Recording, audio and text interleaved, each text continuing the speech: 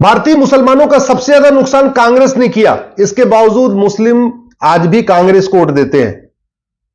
भारतीय मुसलमानों का सबसे ज्यादा फायदा बीजेपी ने किया, इसके बावजूद बीजेपी को वोट नहीं करते।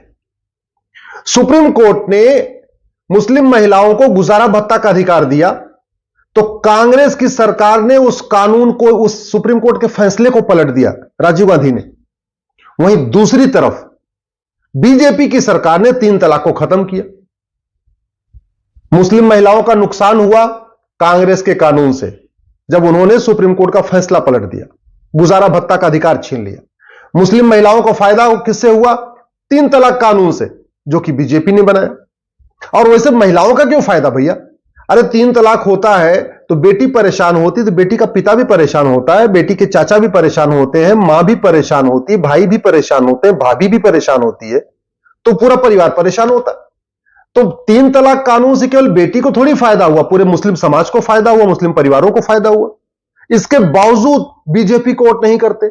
और राजीव गांधी ने सुप्रीम कोर्ट का जब फैसला पलट दिया साहबानो केस में, गुजारा भत्ता जो मिल रहा था, वो सुप्रीम कोर्ट ने कहा था गुजारा भत्ता देने के लिए, उस आदेश को पलट दिया कानून बना के, तो नुकसान किसका किया? केवल मुस्लिम बेटियों का नुकसान नहीं किया। अल्टीमेटली जब गुजारा भत्ता नहीं मिलेगा तो बेटी आएगी, अपने मां बाप के ऊपर बोझ बनेगी, भाई के ऊपर बोझ बनेगी, भाभी के ऊपर बोझ बनेगी, तो एक तरीके से पूरे मुस्लिम समाज का नुकसान किया। यूनिफॉर्म सिविल कोड बीजेपी सरकार लाने के लिए कह रही है, और कांग्रेस की सरकार कह रही शरिया जारी रहेगा। शरिया लागू होने से सबसे ज्यादा नुकसान किसका है? मुस्लिम का। और यूनिफॉर्म सिविल कोड लाने से सबसे ज्यादा फायदा किसका होगा? मुस्लिम्स का। अरे शरिया है इसलिए मुसलमानों में पिछड़ापन है, शरिया के कारण ज्यादा बच्चे पैदा हो रहे हैं, शरिया मानते हैं इसलिए कि जनसंख्या नियंत्रण नहीं कर रहे हैं, शरिया मानते हैं इसलिए मेन स्ट्रीम में नहीं आ पा रहे हैं। एक तरीके से आप ध्यान से देखिए, मुसलमानों के पिछड़ेपन का मूल कारण 1937 का शरीयत एक्ट है, जो अंग्रेजों ने बनाया था। बीजेपी की सरकार कह रही है कि नहीं, हम शरीयत एक्ट को खत्म करेंगे, यूनिफॉर्म सिविल कोड लाके देंगे, संविधान का जो आर्टिकल 44 कहता है उसके अनुसार। तो फायदा किसका होगा? हिंदू, जैन, बौद्ध, सिख का रत्ती भर फायदा नहीं होगा, फायदा होगा मुस्लिम्स का। यूनिफॉर्म सिविल कोड आएगा, लड़के लड़की की शादी की उम्र बराबर हो जाएगी। अभी मुस्लिम में शादी की उम्र 9 साल है। 9 साल का मतलब बाल विवाह। बाल विवाह के कारण बच्ची का स्वास्थ्य खराब रहता है, जब तक उसको उसकी पढ़ाई लिखाई बर्बाद हो जाती है, वो मेंटली जो है कमजोर रहती है, शारीरिक रूप से कमजोर रहती है, 4 बच्चों का उसके ऊपर बर्डन और आ जाता है। यूनिफॉर्म सिविल कोड आएगा तो बच्ची भी पढ़ेगी, बच्ची मुस्लिम बेटियों का भी विकास होगा। तो एक तरीके से यूनिफॉर्म सिविल कोड से न हिंदू का फायदा, न जैन का फायदा, न बौद्ध का फायदा, न सिख का फायदा। फायदा किसका हुआ? मुस्लिम्स का। यूनिफॉर्म सिविल कोड आएगा, गुजारा भत्ता का अधिकार सबको मिलेगा। सबको से मतलब हिंदू, जैन, बौद्ध, सिख के पास तो पहले गुजारा भत्ता का अधिकार है, तो मिला किसको? मुस्लिम बेटियों को। यूनिफॉर्म सिविल कोड आएगा तो grounds of divorce, procedure of divorce खत्म हो जाएंगे। अभी तो केवल ट्रिपल तलाक खत्म हुआ है ना, 4 तलाक चल रहे हैं, तलाके हसन, तलाके हसन, तलाके बाइन, तलाके किनाया, ये खत्म हो जाएगा। फायदा किसको होगा? मुस्लिम बेटियों को। हलाला खत्म हो जाएगा, 4 शादी खत्म हो जाएगी, मुताह खत्म हो जाएगा, मिस्यार खत्म हो जाएगा। फायदा किसको होगा? मुस्लिम बेटियों को। सबका डिवोर्स कोर्ट के जरिए होगा, फायदा किसको होगा? मुस्लिम बेटियों को। और बेटियों को क्यों, परिवारों को भी, माता पिता को भी फायदा होगा, भाई को भी फायदा, एक तरीके से पूरे मुस्लिम समाज को फायदा होगा। यूनिफॉर्म सिविल कोड आएगा, बच्चा गोद लेने का अधिकार मिल जाएगा, बच्चे के भरण पोषण का अधिकार मिल जाएगा, वसीयत का एक समान अधिकार हो जाएगा, विरासत का एक समान अधिकार हो जाएगा। तो फायदा हिंदू, जैन, बौद्ध, सिख को नहीं होगा, क्योंकि उनको तो पहले ही अधिकार सब मिले हुए हैं। फायदा होगा मुस्लिम बेटियों को। एक पति एक पत्नी का नियम लागू होगा तो किसको फायदा होगा? हिंदू, जैन, बौद्ध, सिख को कोई फायदा नहीं, उनको पहले ही लागू है एक पति एक पत्नी का नियम। तो फायदा किसको हुआ? मुस्लिम बेटियों को। अगर जनसंख्या नियंत्रण कानून बनेगा तो सबसे ज्यादा फायदा किसको होगा जानते हैं आप? मुस्लिम्स को, क्योंकि जनसंख्या विस्फोट के कारण उनके अंदर पिछड़ापन है।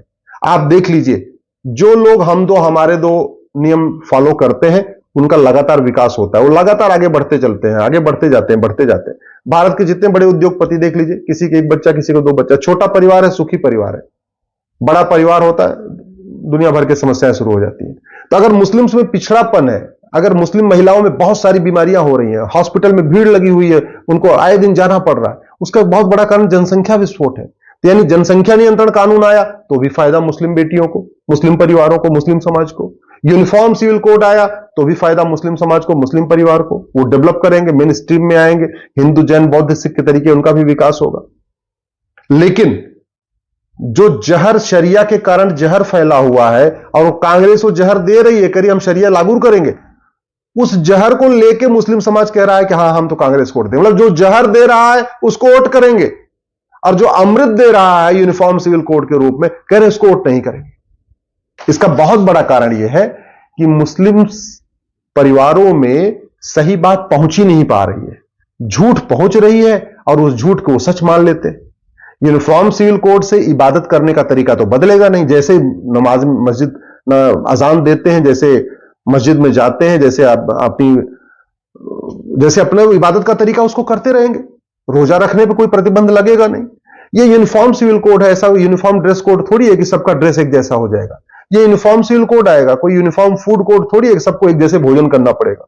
ये यूनिफॉर्म सिविल कोड आएगा, यूनिफॉर्म कोई फेस्टिवल कोड थोड़ी आ रहा है कि सबको होली दिवाली बनाना पड़ेगा। होली दिवाली जिसको मनाना है वो मनाएगा, जिसको अपना अपना त्योहार मनाना अपना त्योहार मनाएगा, जिसको ईद मनाना ईद मनाएगा। ये कोई यूनिफॉर्म कस्टम कोड भी नहीं कि सबका कस्टम एक जैसा हो जाएगा। ये यूनिफॉर्म कल्चर कोड भी नहीं है कि सबका कल्चर एक जैसा हो जाएगा। ये यूनिफॉर्म रिलीजन कोड भी नहीं है कि सबको हिंदू बन जाना पड़ेगा। ये यूनिफॉर्म लैंग्वेज कोड भी नहीं है कि सबकी भाषा एक जैसी हो जाएगी। यूनिफॉर्म सिविल कोड का मतलब सिविल राइट सबके एक समान हो जाएंगे। तो सिविल राइट में जो नुकसान हो रहा है, जो नहीं मिला हुआ है, वो 1937 के शरीयत एक्ट के कारण मुस्लिम्स को नहीं मिल रहा है। उनके पिछड़ेपन का मूल कारण यही। ऐसे ही आर्टिकल 370, आप जरा ईमानदारी से सोचना, आर्टिकल 370 खत्म होने के बाद सबसे ज्यादा फायदा किसको हुआ? आर्टिकल 370 खत्म हुआ तो आतंकवाद खत्म हुआ, आतंकवाद खत्म हुआ तो कश्मीर में टूरिज्म बढ़ा, उस कश्मीर के उद्योग व्यापार बढ़े, कश्मीर में होटलें खुलना शुरू हो गई, कश्मीर में शॉपिंग मॉल खुलने शुरू हो गए, कश्मीर में विकास शुरू हुआ। तो फायदा कश्मीरियों को हुआ, और कश्मीर में 96% कौन है? मुस्लिम। तो अगर आप देखिए ध्यान से, निष्पक्ष होकर सोचिए, तो आर्टिकल 370 खत्म होने का सबसे ज्यादा फायदा जो हुआ है वो कश्मीर के मुस्लिम्स को हुआ, क्योंकि कश्मीर में 96% मुस्लिम रहते हैं। हां, देश का फायदा यह हुआ कि जो इतना सारा खर्च होता था, रोज बम धमाके करने पड़ते थे, गोली चलती थी, उस पर जो खर्च आता था, सेना के ऊपर जो खर्च होता था, वो खर्च कम हुआ। बाकी देश के लोगों को इतना फायदा हुआ कि जो कहीं और घूमने जाते तो कश्मीर घूमने जाने लग गए। लेकिन जब बाकी लोग अगर कश्मीर घूमने जा रहे हैं तो अल्टीमेटली फायदा किसको हो रहा है? कश्मीर के लोगों को। और कश्मीर का मतलब मुस्लिम्स। अल्टीमेटली कश्मीर में जितने भी व्यापार हैं, जितने भी बिजनेस हैं, चाहे वो होटल उद्योग है, चाहे वो दुकानें हैं, चाहे रेस्टोरेंट है, चाहे गाड़ी चलाने वाले हैं, चाहे ड्राइवर करने वाले हैं, कपड़ा बेचने वाले, फेरी लगाने वाले, जो भी लोग हैं, अल्टीमेटली क्या है? मुस्लिम है। 96% तो कश्मीर मुस्लिम है ना। तो आर्टिकल 370 खत्म होने का सबसे ज्यादा फायदा किसको हुआ? मुस्लिम्स को। 3 तलाक खत्म होने का सबसे ज्यादा फायदा क्यों हुआ? मुस्लिम को। यूनिफॉर्म सिविल कोड आएगा, सबसे ज्यादा फायदा किसको होगा? मुस्लिम को। पॉपुलेशन कंट्रोल ला आएगा, सबसे ज्यादा फायदा किसको होगा? मुस्लिम को। भारत में अगर यूनिफॉर्म एजुकेशन सिस्टम आता है, 1 नेशन 1 सिलेबस लागू होता है, 1 नेशन 1 करिकुलम लागू होता है, 1 एजुकेशन बोर्ड लागू होता है, सबसे ज्यादा फायदा किसको होगा? मुस्लिम को। क्योंकि अल्टीमेटली मजहबी तालीम के कारण वो पिछड़े हुए। मजहबी तालीम जो उनको मिल रही है आर्टिकल 30 के कारण, उसका सबसे ज्यादा नुकसान किसको हो रहा है? उन्हीं को। वो पिछड़े, न उनके अंदर वैज्ञानिक सोच विकसित हो पा रही है, न तर्क की शक्ति विकसित हो पा रही है, न वो दुनिया को नए नजरिए से देख पा रहे हैं। वही पुरानी बातें उनको सिखाई जा रही मजहबी तालीम में। और मजहबी तालीम कितनी खतरनाक है कि आप खुद भी समझ सकते। यमन अशांत है मजहबी तालीम के कारण, कांगो अशांत है मजहबी तालीम के कारण, ईरान अशांत है मजहबी तालीम के कारण, इराक अशांत है मजहबी तालीम के कारण, सूडान अशांत है मजहबी तालीम के कारण, इजिप्ट अशांत है मजहबी तालीम के कारण, बांग्लादेश अशांत है मजहबी तालीम के कारण, फिलीपींस अशांत है मजहबी तालीम के कारण, सोमालिया अशांत है, पाकिस्तान अशांत है, नाइजीरिया अशांत है, तजाकिस्तान अशांत है, अफगानिस्तान अशांत है। किसके कारण? मजहबी तालीम के कारण। गंधार शांत समृद्ध था, खुशहाल था, जब से वो अफगानिस्तान बन गया है अशांत हो गया। क्यों? मजहबी तालीम के कारण।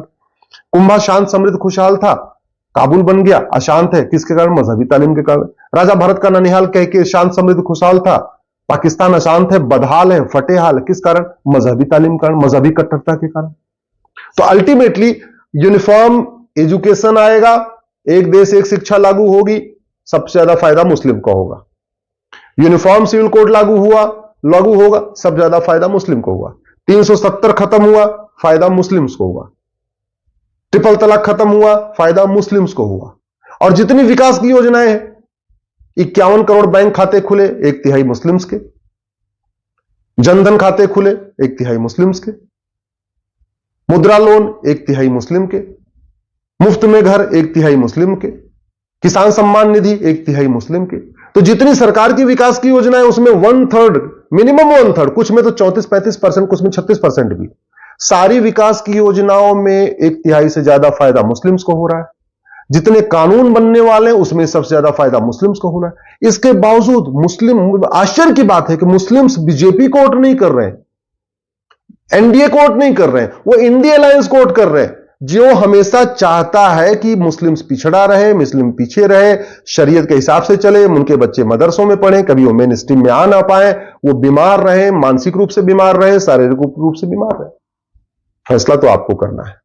अगर ये वीडियो मेरा ठीक लगे, इस वीडियो को हमारे मुस्लिम भाइयों और बहनों के बीच में जरूर फॉरवर्ड करिएगा। वो समझे जरा उनके साथ कैसे धोखा हो रहा है, इंडिया अलायंस वाले कैसे उनको धोखा दे रहे हैं, कैसे उनको पिछड़ा रखना चाहते हैं। ये तथाकथित जो समाजवादी और जो दुनिया भर के वादी बने हुए इंडिया अलायंस वाले, ये केवल और केवल चाहते हैं मुस्लिम पिछड़ा रहे, पिछलग्गू बना रहे। बस वो जितना गरीब रहेगा, जितना पिछड़ा रहेगा, उतना उनका समर्थन करेगा।